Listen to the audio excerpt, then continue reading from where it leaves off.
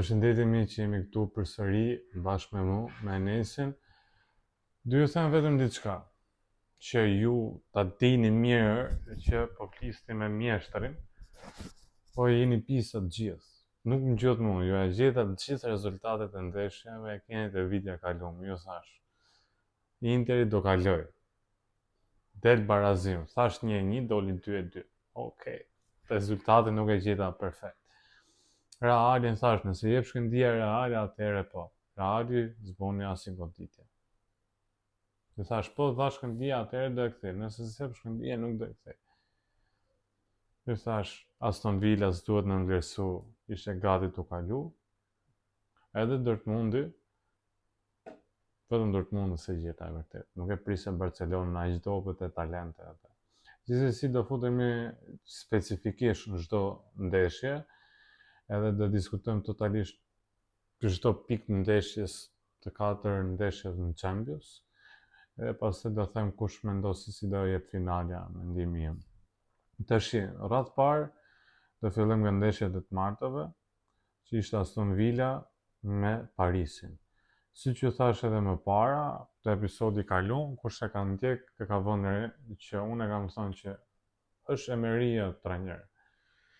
Është një trajner që nuk duhet në nglerësu, është një trajner që është shumë i mirë, është trajner i kupave të Europës, ka 3 funditës, i ka 3 kupa, me 2 me Sevilla, 1 me Villarrealin, ditë lozi me ekipet më dhoja, kundër ekipeve të mëdha, ditë bëj skemat mirë, kanë lojtarë të mirë si McKean, ka Asensio, ka Rashfordin, ka Rodgers, ka pati dhe raste me e kthy ndeshjen. Aston Villa thjesht nuk shpërderoi, thjesht ishte gabimi totalisht i Parisit që në pjesë dytë e la totalisht, i boni ato golat, po e la totalisht, fati mirë që ishte Donnarumma, domethënë që priti dhe ajo edhe totalisht me drejt i jap Dembeles atë videon kush e ka parë që dishim i dhon man of the match.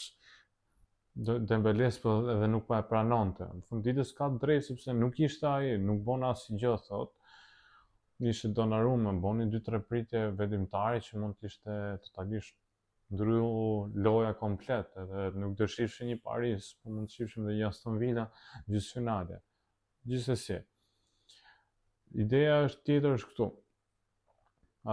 Parisi ka diçka që s'pa më pëlqeu, që fakti e nënvlerëso kundërshtarin, nga fakti që ne mund krijojmë raste, që është gjë shumë e keqe, sidomos këtë pikë situate të sezonit. Okej, vetëm Championsin ke, jam dakord.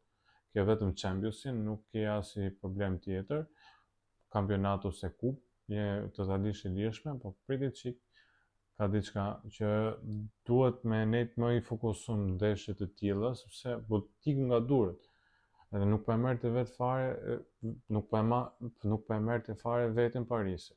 Ishte një situatë që ishte totalisht e frikshme dhe habitshme, si humbi fare kontrollin edhe gjës. Vitinha s'po ishte më në Terezi, Dembele, Barcola, Gvar ishin totalisht në gjumë. Tash që më kujtu, kush e ka pa me komentator atë shqiptar, ishte te Tringu, mos gabojmë, ku boni golin e 3-2 ai dhe ishte forta tha komentatori ky vara në gjumë, ishte totalisht e komentatori, përshëndes, më ka kënoj çfarë, dhe boni super komentim. Gjithsesi, kjo ishte domethënë çështja e Parisit me Aston Villën. Okej, super ekip, ka boj një menaxhim dhe i gjotë bukur, por ka i problem që e nënvlerësoj shumë Aston Villa, që nuk, siç ju thash, unë e thash në episodin e kaluar, nuk du të nënvlerësonte fare Aston Villa ose ndonjë ekip. Aston Villa jo, unë vetëm nga trajneri që kam po themi respekt për trajnerin, duke ditë historinë e trajnerit, është një trajner që nuk nënvlerësohet kollaj. Dhe kjo është ideja. Një është nënvlerësimi asaj, 2 edhe lojtarët sikur se e kemi në dorë dhe nënvlerësuan dhe lojtarët, po edhe vetë trajneri Enrique, që nuk e prisja nga Enrique të bonte atë lloj lëvizje. Ky është nuk ka shumë. Barcelona që boni një lojë habitshme, Jamali që ka disa ndeshje që nuk është më në Terezi, po futet ajo ega që nuk po punon dot më. Dhe kjo është s'po më pëlqen tek Barcelona këto momente. Që nuk po pëlqen fakti që Rafinha edhe Jamali ka marrë atë konfidencën e tepruar, po themi, sepse ne bëjmë shumë raste në shënim, edhe golet e fundit i kanë bërë ato gola. Okej, shumë mirë ishte mbrojtja, mua më ka pëlqyer Kubarsi, më pëlqen, nuk e vjen diskutim, jo vetëm mua, çdo fans që e ka pa Barcelonën, Kubarsi u super mbrojtës. Nuk ishe Pedri, nuk ishin Terezi. Gavi ka fillu të ardhë goxha, vrapon, lufton më shumë, po fillon që përshikoj që efekti Hansi Flickit dhe efekti mas dëmtimit o rikthy, dhe kjo është një gjë e mirë edhe për vetë Gabin që të eci më parë, jo nivelit e Pedrit, po të eci më parë. Një Dortmund që bon një ndeshje shumë jashtëzakonshme, ai sulmuesi, ai Zaku që ishte, harrova emrin, super lojtar ishte. Boni ndeshje të bukur, mundi, boni kështu. Barcelona luajti me atë taktikën që unë e kuptova, le lejmë kundërshtarin të lozi, le të shënoj dhe gol, kemi atë konfidencën dhe gjën që ne mund të shënojmë gol. Edhe tje momenti që shkoi ndeshja, mos gaboj 3-1, filloi Barcelona në atë momenti që nuk po lente më. Nuk lente më hapësia, kontrolloi lojën, menaxhoi lojën në mënyrë perfekte. Nuk e la më Dortmundit të hecte përpara. Boni atë skeme që ti s'do lozë, pas unë s'do lozë. Thjesht shtim kohën në lojë. Unë s'tem e lujt, pas s'do lozë vetë. Zakonisht këtë bën Juvja, ka pas shumë këtë cinizmin që nuk lozë, pas nuk lem e lujt, edhe Interi që e ka tash që Interi të lem e lujt. Po Inzaghi të le, Conte e ka atë pak a shumë që as nuk los, pas nuk lem e lujt. Edhe thjesht kalon topi dhe bëhet shumë e mërzitshme, ai moment. Kështu bëhet në minutat e fundit të pjesës dytë, domethënë Dortmundi me Barcelonë. Kishim një gjë tjetër, tash që nuk e tash ku është Barcelona shumë mirë, do shohim dhe Barcelonën sepse ka dhe Kupën e Mbretit, ka dhe kampionatin që është në vazhdim me sipër. Gjithsesi, do flasim në fund por edhe për La Ligën, për ndeshjet, edhe çfarë do mendojmë. Kemi pjesën tjetër që është mërkurën, që ishin dy ndeshje, që ishin ndeshje më të bukura, po themi, nga konkurenca, nga sa çau priste. Ndeshja e parë ishte Arsenali me Real Madridi me Arsenalin, që ishte nuk e prisja në atë lloj forme aq keq. Unë që ku e pash në mënyrën e formacionit dhe kuptova që kishe i mangësi të madhe. Si mund të lë Stol Modricin, Ceballosin, Stol. Ti ku i ke remontada, do kthejmë ndeshjen në Bernabeu, 90 minuta në Bernabeu janë shumë. Se kena ngju këto, na ofri koka, aq shumë e kena ngju. Po ta shikoj me vëmendje faktin se si Real Madridi ka shku deri aty. Po edhe në sezonin e kaluar, nëse du me e pa tamam, kështu kuptojmë diçka të rëndësishme, që vetë Real Madridi nuk ka fitu me lojë. Okej, hikja Toni Kroos sezonin e kaluar, si me qenë Real Madridi një ekip pa pik performance, po themi, pa pik loje, pa buxhet, a kupton? Mor Valverden, futen çdo lloj pozicioni. Fut Kamavingën, fut çdo lloj pozicioni mbrojtje. Kap Tchouamenin po ashtu prap, sikur vet Reali nuk ka lek, edhe është në ekip patatinash, në ekip Brighton jo, po themi në Monza, në ku dëgjona në Leicester City, në Sassuolo që është Serie B, që po i bën atë gjona. Jo më vlla, Reali e ekipi më i mirë në histori e futbollit. Nuk s'ke dhe pak lek, harxhon lek, nuk e ke të vështirë dhe lojtarët kanë qenë vinë të ty, jo se do t'i bindesh, apo do të ikësh për kërkesë Reali. Po fakti është këtu, që nuk u analizu fare gjoja, nuk atë e din. Ancelotti e kishte që kur u fut në ndeshje, që nga formacioni mendimi im ishte i tillë që Reali nuk do fitonte dot. Unë e thash edhe në episodi kalu, që Reali po dha shkëndija që tentoj portën, tu afronte portës, edhe godiste portës, travers jashtë, shtyll jashtë. Fakti që po tentonte deri në vijën e 16-s, do e kthente. E tha dhe Courtois vetë, jo se pa e tham unë, e tha dhe Courtois që ishte konferencë mas ndeshjes.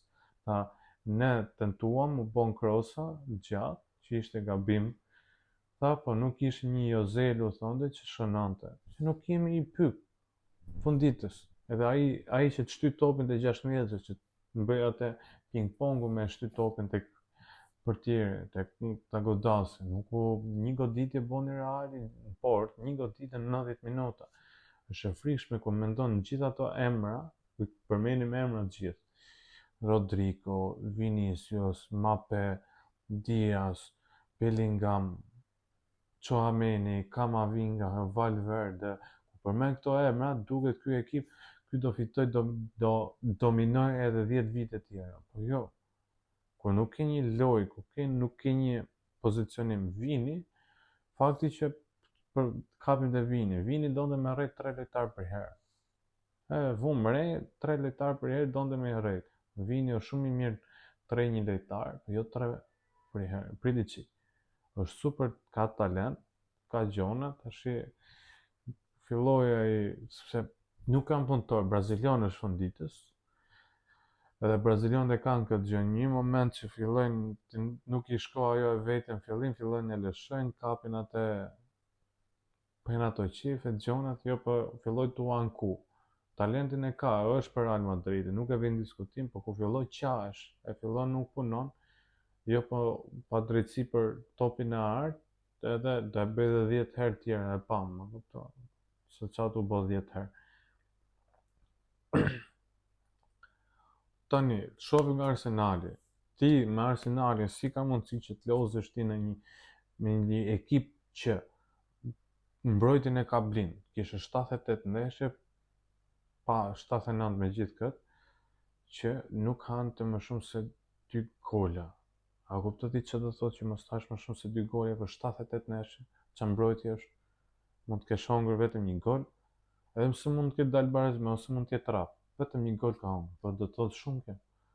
Ti ke një ekip që me topat gjatë në krosa i ka buket gjatë, edhe nuk sërcohet. Është një ekip që ka mbrojtjen e tillë që nuk sërcohet me u lot që thotë që pos me zi po mbrohet. Jo, e ka shumë kollaj. Sidomos me mbrojtjen e Arsenali ka super mbrojtje. Gabrieli herë po. Saliba është blind. Okej, gaboi një moment që ja dha donte me boba mirësi. U gabojnë në atë momente, gjona që ndodhin, kanë bërë dhe gabime mbrojtëse edhe më të mëdhenj se Saliba, nëse që është temë tjetër. Po, mbrojtja Arsenalit, ti si nuk ke analizu fare, sikur nuk ishe kohë fare me analizu kundërshtarin. Ti si ke shkote Arsenalit, bësh me krosat gjata. Kjo është ajo problemi im që u habita fare. Ancelotti nuk po e kuptoi, ose po tentoi tash që thotë po fokuson La Ligës apo pres nëse Barcelona gaboj, e ti mor venin, edhe të justifikoj dhe të mbyll karrierën time tek Reali dhe të shoh në kombëtar. Se nuk e besoj më Ancelotti që të vazhdoj për te klubet. Nuk ikë më në një klub tjetër. Pse besoj që ta bëj më atë që do ikë besoj të në kombëtar, të në Brazil, në ekip tjetër, se nuk e besoj kurrë që mund ta bëj vazhdoj. Kur nuk i them do të asigjoj, për vete përgëzoj shumë faktin e Arsenalit, mënyrën si mbrojti, si kështu, sa kanë, do të kesh edhe diçka, që sa ka do të klasin një qik për Arsenalin këto momente, sa ka do të kishte më pak, do të kishte respekt, tash do të kishte respekt, priti qik, dhe e kanë bërë shumë lojtarë, pa nekën një kështu, po kishin arrit një status. Kena pas Del Piero, Beckham, Totti, Mkhitaryan, Pirlo, etj. Po ideja është e tillë që të bësh pa nekën në penalti, do të kesh një lloj statusi që të respektohesh, po themi. Çka ke bën më vllajtë? Çka ke bën vllajtë masi gjë s'ke bën? Që thosh ti të respektojnë. Okej, je talent, ke cilësi, kem karrierën akoma përpara që mund të arrish gjona, po pritet çik se do ta respektosh dhe kundërshtarin, mos ta bësh në atë lloj niveli, po themi që me bo panikën. Edhe i doli mirë që nuk u bë goli, me konto, po themi. Shënoja atë golin, goli ishte i bukur, goli, po themi. Edhe pastaj që ishte qershia mbi top që boni gol Martinelli, që ishte mbyll neshe, okej, kundërshtuesi ishte i mirë, goditja ishte mirë, po thjesht me thonë që e rrafën 2 ndeshje Arsenal. E gjë që po shifsha këto meme të gjonet ishte fakti i arbitrave, e di ishte për qeshtë ishte dhënë ajo Mbappés, penalltia Mbappés, s'kishte lidhje fare me penalltin ajo e Mbappés. Kjo unë i them totalisht ishte Arsenali nuk du ta marri, okej, të jep konfidencë për rreth kampionët fuqi, por rreth të jep një konfidencë pa me fakti që ti fitove ndaj ekipit me histori më të mirë në Champions, edhe ekipit më mirë në histori e Realit, nuk e vjen në diskutim të jep konfidencë, por do ta vlerësoj edhe diçka që Reali nuk është mirë. Atë Realin e rraf çdo lloj ekipi, kupto po themi, rrafi Milani, rrafi çdo lloj ekipi rraf Realin, domethënë të funksionoj tamam. Unë e thash edhe në ndeshjen e kaluar, nëse ti rrije vetëm mbrojtje, nëse ti rri vetëm mbrojtje me Realin, low block, futesh vetëm mrapa, e po vetëm kundër sulme, siç e boni Milani, bllokohet Reali nuk ka Jozelën e Courtois, unë e thash te video e kaluar. Nuk e ka të lojtarin, unë e kam parë në La Liga. Momentin që ekipi kundërshtar mbyllet fare, nuk lës hap, Reali është kot. Vetëm çekullon topin, boci si puna City, 100% boci si puna City. Nga majtas, djathtas, tenton e kështu goditje, vetëm po i doli mirë, po si doli prap mirë, të bojnë, po doli në një Rodrigo që godet të devio, dele Bellingham në Mbappé, merret në penalti. VAR Madridi, alla VAR Madridi dhe aqshnet. Kjo është ideja.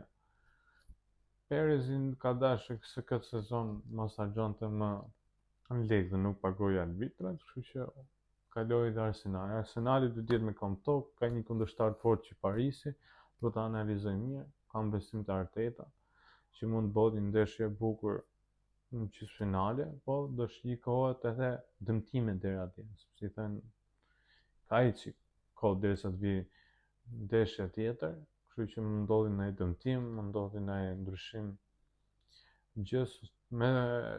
Kemi edhe ndeshjen tjetër e fundit që ishte ndeshje shumë e bukur, që në mendimin tim ishte një nga ndeshjet më të bukura. Ka Interi me Bayernin. Të flasim rreth parë për Bayernin ndeshën e fort.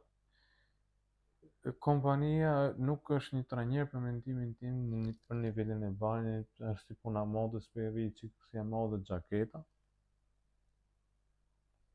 Po rri çik si e modë xhaketa. Radhë parë është kjo. Radhë dytë, boni disa ke dëmtime, Davisi apo Mekano, që janë shumë të vizit mëdhaja, mungesat mëdhaja për mbrojtjen, jam shumë dakord, nuk e vjen diskutim fare. Fakti që ti nuk fut Gnabrin, Komanin dhe i fut minutë 75-80, pse? Okej. Kjo është një këtu e parë. Ti du të mendosh e diçka, ti e di Interin e kem parë çdo lloj ekipi tjetër, sinqeria asi dhe kështu, që mas minutës 60-65 Interi s'ka më fuqi. Pse i fut që minutë 80 valla, 70-75 futi Komanin, a kupto? Pa pikë sens logjike, çfarë do bënte Komani për 15 minuta ku ishte tek puku, s'kishte një tjetër, vetëm Komani dhe Gnabry ishte, në ekipi tjetër ishte totalisht nuk kishte rënë fare energji. Tash përveç sa, një. Dy ishte fakti këtu që Keni super lojtar, vënohet shumë, sidomos edhe ai, jenë final, jenë në çerk finale. Po shef që Olizeja nuk ka super emocione, ai po udhrisin gjunjë si lojtar. Ai kishte shansin u rrinte u mendonte, s'kishte konfidencën e duhur, nuk ishte Keni, pa Kenin tentoi vlla, pa e boni golin e goditi, gjeti momente ku hapi kohën Di Marco, boni golin e shtyll dyt, jena mregull. Problemi qëndron këtu, që e pe Olizen, hiqe me Olizen o vlla, ka emocione tjetër. Hiqe ti atë vend e lojtar tjetër që më duhen këto lloj momentesh, kompania është trajner funditës dhe e di, këto lloj momentesh ty të duhen lojtar që kanë konfidencë, eksperiencë dhe frymë, që janë zakonisht. Olizeja është shumë i ri, valla, është hera e parë që po los, po themi në Champions edhe këto lloj nivelesh. Nuk është Olizeja tash të lozi ty tash me kundër Interit. Edhe sidomos Kranku kishte aty ishte, po s'gabon ka qenë Dumfries, ka qenë Di Marco, po s'gabon kraunin e Olizes. Po Di Marco e merr si vezë mëngjes, Olize nuk e ka si problem. Ky është një ishte kjo. Pastaj edhe fakti që është përdoruar shumë raste edhe tentuan në mënyrë krosa. Mbrojtjen e ka shtat lart Interi, Acerbi, Bastoni. Janë të lartë si mbrojtësa, kështu që do ta mendoshin edhe më mirë anën taktike të gjys. Pastaj kalojmë tek Interi. Ne kemi diskutuar, Interi është Inter, mënyra se si del, mënyra se si ta kthelohen Inter nëse do të rafi të rreth. Shumë bukur e pasi e pam se si e ktheu ndeshjen. Polemika është që ai ishte prekja me dorë e Martinez në golin. Nuk e vuna re dhe nuk ka i pamje sakt që fotoja të sakt që ka dalë që e ka prek me dorë totalisht Martinezi do me thënë që mu të anullonte goli për 1-1. Inter është Inter. Fakti që gjoja që nuk pëlqeu te Inter ishte fakti që pse do të vunte kaq shumë në San Siro. Nuk e di pse. E menaxhoi shumë mirë. Mbrojtjen e ka blind, nuk e vjen diskutim se edhe me mohu unë e tregojnë statistikat dhe faktet, a kupton? Unë mund të them nga mëngjesi deri në darkë. Jam hipokrit në radhë parë dhe dy po flas kot. Thjesht po flas me mllëk. Jo, Inter është Inter, Inter po deshi të rreth, Inter kështu i gjë që s'pëlqeu, Inter ishte fakti pse vujti në San Siro kaq shumë ndaj Bayernit dhe i la hapësira. Edhe fakti që duhet ta vriste ndeshjen edhe më parë e ktheve 2-1, kisha akoma minuta dhe akoma frymë që ti të çoshe 3-1. Edhe do të mendosh edhe diçka. Për shembull Inzaghi, do të mendoj edhe diçka të mirë, që është një, ti e di që ekipi jot i parë që është perfekti, ideali, deri minutë 65-70 më. Tash në këto lloj moment, deri minutë 70 ti mundohet të shënonte gole, ishte 2-1. Edhe ishte momenti që e ktheu Interi dhe në atë moment i Bayerni ishte hutu, i ran shpresat. Dhe në atë moment do të bonte më cinik, jo të bonte gola. Kishte disa raste, po të vazhdonte të tentonte e të shënonte, të shkonte 3-1, ta mbyllte neshin, ta prente fare shpresat dhe pastaj le të rinte mbrojtje, le ta mante Bayernin nga mëngjesi deri në darkë topin. Edhe po honge gol nuk ka si problem, se fund ditës ti ishe super në avantazh. Unë isha me miqtë e mi, me shokët e mi që tu pa ndeshjen e Bayernit dhe i thash që shikoje golin që të shënoj gol Bayerni. Edhe u shënua e goli djerë me kopë, se si e gjithi atë trajektore topi ai nuk e mora vesh, po u shënu goli, topi u fut në rrjet. Po ideja është e tillë që të ishte për shumë përsëri për mendimin tim të ishte Davisin, vetëm Davisin në fushë të ishte. Do të ishte totalisht tjetër ndeshje. Sepse Davisi është tjetër, okay, përveç Davisit është fakti Interi ka i gjonë që kemi diskutuar, problemi Inter këtë sezon është deri minutë 60-65 kur kanë thënë dhe ku i ka hap probleme ekipe si Monza, e Parma, e thash ekip Empoli, Interit mas minutës 60-70, jo më ekipe si Bayerni.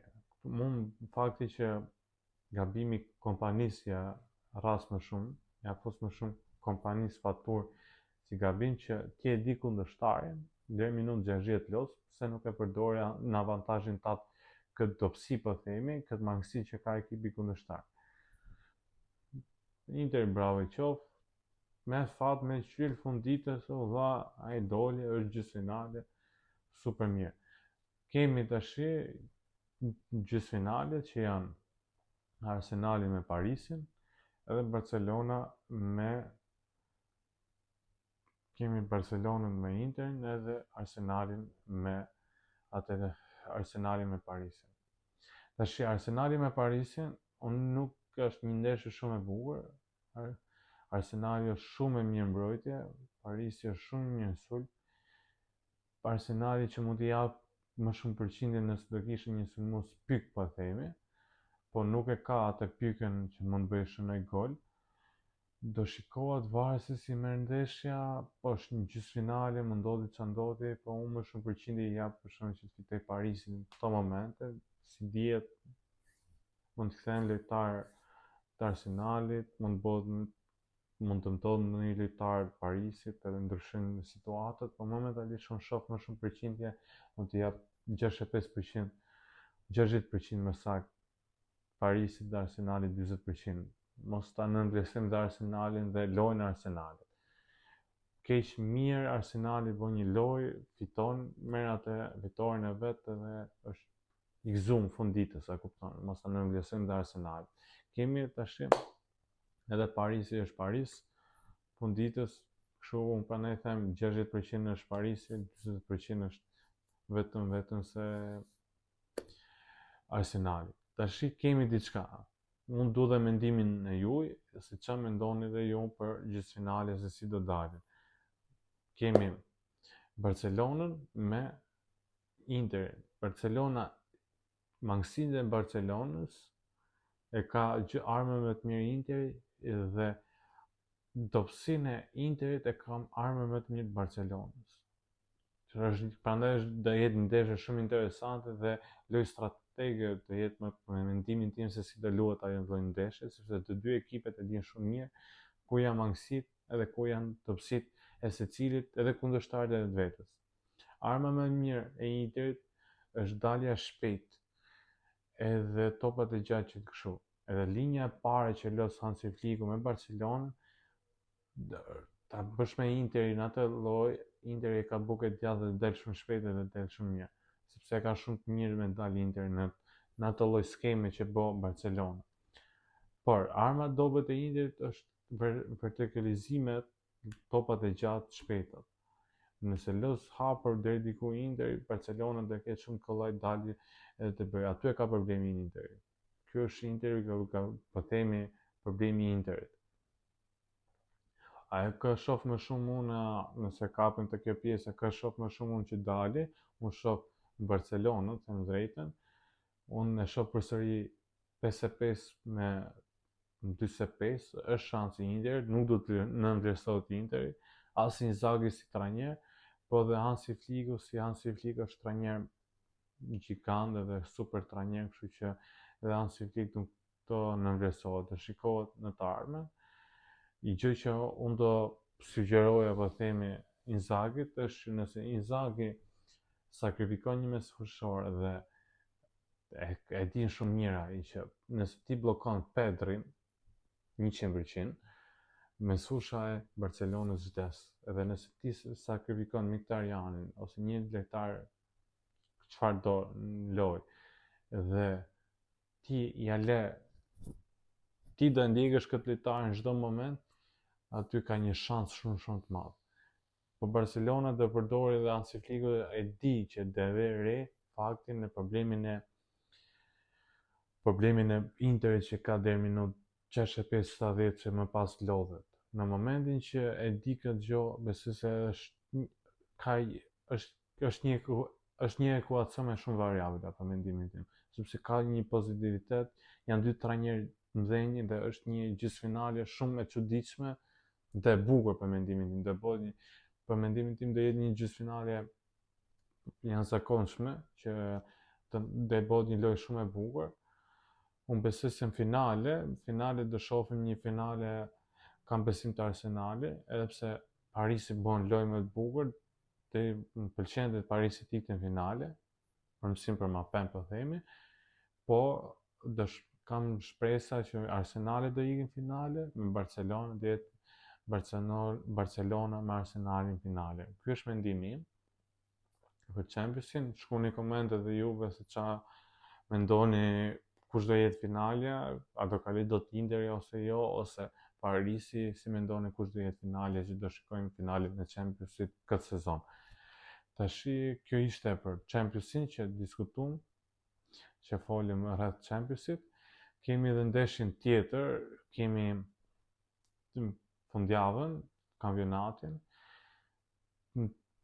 Napoli me Monzën, Monza ka rënë Napoli të humbi pikë me Monzën është kot në gjinof, po themi këtë, është shumë dëm i madh, është mëkat, është haram për ato që të humbin pikë me Monzën. Kemi të dielën mos gaboj Bologna Inter, që është në fush ndeshje shumë e vështirë, edhe Bologna që vjen nga i humbi me Atalanta, kështu që do tentoj të marrë zonën Champions dhe shikoj një Atalant shumë të egër dhe Inter që të lodhur. Pa shikoj një barazim për Interin, një 1-1, ose mund të shikojmë edhe një fitore të Bolognës, mos ju duket çudi fare në këtë aspekt që mund të fitojë edhe Bologna ndaj Interit. Kemi edhe ndeshjen ndarkë që është Milani me Atalantën, luhet në San Siro, kështu që edhe një ndeshje e bukur, por prap kam besim tek Atalanta dhe Gasperini që do fitoj. Edhe Milani ka kështu, po prap kam shumë simpatizim për Conceição si trajner, kështu që edhe Milani nuk do jetë ndeshje e lehtë edhe për Atalantën. Besoj se Atalanta do ketë shumë të vështirë që të heci dhe të bëjë diçka, kështu që mund të jetë një ndeshje e bukur. Besoj se do dalin 1-2 për Atalantën dhe do ketë shumë vështirë Atalanta. Kemi ndeshje, sepse ka dhe diçka, mes javë Milani do mendoj edhe për gjysmëfinalen e Kupës së Italisë, kështu që edhe nuk mund të fokusohet totalisht Serie A se çfarë do humbi, e kupton, në vend 7 që është funditës. Nëse ky është mendimi im, edhe mund ta lej edhe si ndeshje, i fokusohet Kupës edhe e mbyll sezonin vetëm me një kupë, me Kupën e Italisë, dhe për atë është në rregull për Conceição edhe për Milanin për këtë sezon shumë dobët Milan. Kaq është për them për Serie A, nuk ka ndonjë ndeshje interesante tjetër. Në La Liga kemi ndeshjen Barcelona-Celta Vigo, që Barcelona nuk e vjen diskutim, por edhe ndeshja që është ndeshja më e bukur do jetë të dielën darkët, që është Reali me Bilbao, që nuk Reali vjen i lodhur, i dëshpëruar, 2 humbje edhe në Bernabeu, kështu që e shoh problem Realin që edhe fokusimin që më duket i Ancelotti, më duket se është fokusuar La Ligës, që mund ta shoh një fitore 2-1 ose 1-0, po shumë të vështirë për Realin, ose një barazim 1-1. Dhe në atë moment do i japi frym Barcelonës që për kampionatin. Mendimi im se di, shpresoj që bëhet ndeshje e bukur dhe pa polemika.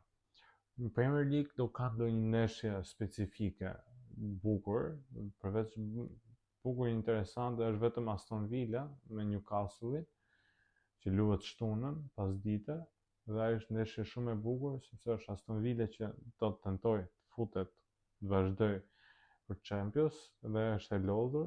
Kemi edhe Newcastle-in që vazhdon dhe është veni i tretë këto momente dhe do të tentojë të marrë Champions në zonën e Champions. Okej, është 5 vende, po prapë do jetë ndeshje shumë e bukur nga të dy ekipet. Unë për mendimin tim është Newcastle do fitoj, po do ketë shumë të vështirë nga Aston Villa. Edhe pse Aston Villa vjen nga një ndeshje shumë e lodhur nga Parisi. Faleminderit që ndoqët. Faleminderit që ndiqni në rrjetet sociale, më bëni follow, subscribe, mos harroni, vazhdoni bëni follow dhe vazhdoni bëni subscribe, na suportoni dhe faleminderit për ata që kanë bë subscribe dhe follow në rrjetet e mia sociale, në Sketa, në TikTok, Instagram dhe në YouTube. Faleminderit. E vlerësoj shumë suportin e juaj. Mos harroni komentoni, bëni pyetje, komentoni edhe për çfarë duhet përmirësojmë edhe detaje tjera, kështu që arrini sa më pozitiv edhe kaloni një fundjavë bukur.